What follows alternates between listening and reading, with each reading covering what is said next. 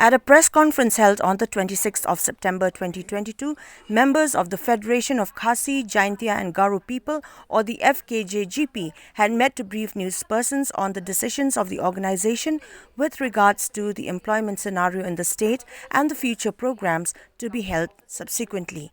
Speaking to reporters, the president of the Fkjgp, Dundee Khasi, said that qualified young people of the state have been denied employment despite having worked hard towards their goals.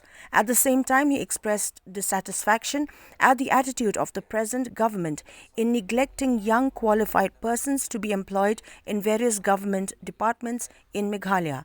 Khasi also announced the agitation program of the organization, where a rally will be held on the 21st of October 2022 as a mark of protest against the government's apathy towards demands of job aspirants of the state.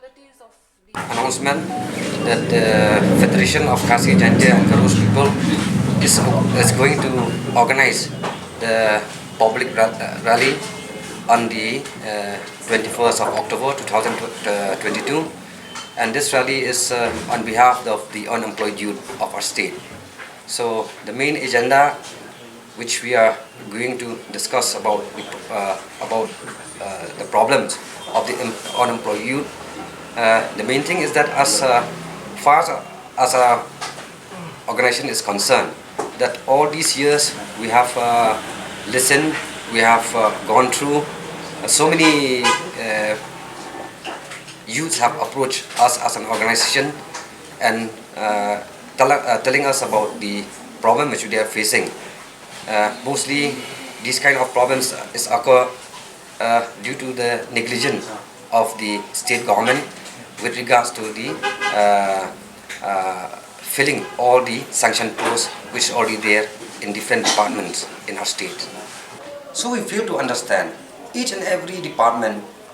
Mostly these consultants, they are coming from outside. So where are our people?